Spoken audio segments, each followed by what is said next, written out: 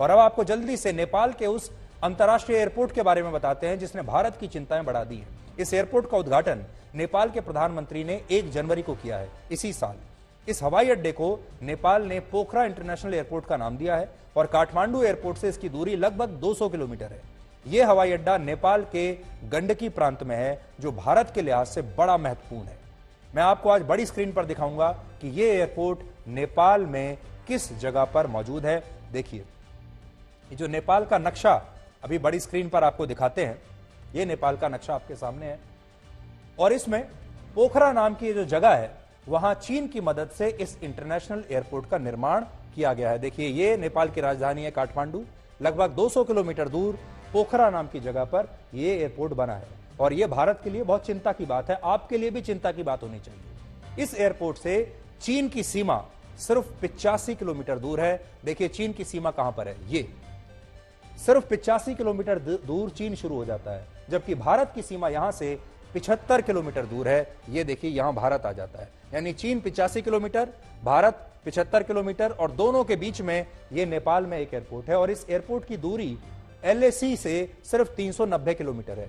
यहां ये LAC है चीन के साथ हमारा, वहां से सिर्फ 390 किलोमीटर की दूरी है। भारत के लिए चिंता की बात यह है कि इस इंटरनेशनल एयरपोर्ट का निर्माण चीन द्वारा किया गया है और इसे बनाने में जो 1787 करोड़ रुपए खर्च हुए, वो सारा पैसा नेपाल ने चीन के सबसे बड़े सरकारी बैंक से लोन के रूप में उधार लिया है, जिसे हम एक्जिम बैंक कहते हैं। एक्जिम बैंक से यह लोन लेकर नेपाल ने बनाया है।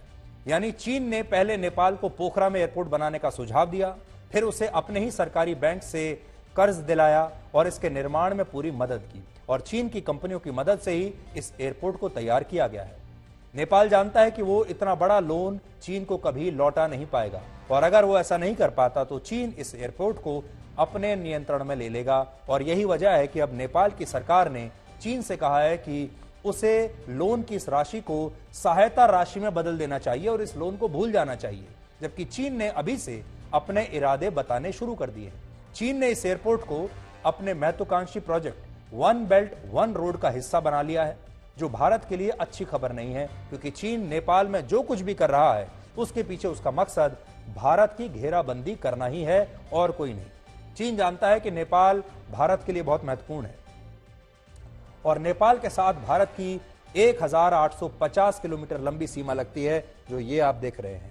ये नेपाल के साथ हमारी सीमा है 1850 किलोमीटर, जबकि नेपाल चीन के साथ 1439 किलोमीटर लंबा बॉर्डर शेयर करता है। नेपाल की जो सीमा है चीन के साथ, वो आप ऊपर देख सकते हैं, यहां से आपको समझ में आ जाएगा। यानी भारत और चीन के बीच में नेपाल पड़ता है। अब भारत इस सीमा से सिर्फ 75 किलोमीटर दूर नेपाल में यह एयरपोर्ट बना है, जहां से उसके लिए भारत पर नजर रखना और भारत तक पहुंचना बेहद आसान हो जाएगा। इसके अलावा चीन नेपाल में भारत के प्रभाव को कमजोर करना चाहता है, इसलिए उसने 3 करोड़ की आबादी वाले नेपाल को कर्ज और निवेश के जाल में फंसाना शुरू कर दिया है। नेपाल में आज जितना भी विदेशी निवेश है उसमें सबसे ज्यादा हिस्सेदारी भारत की रही है।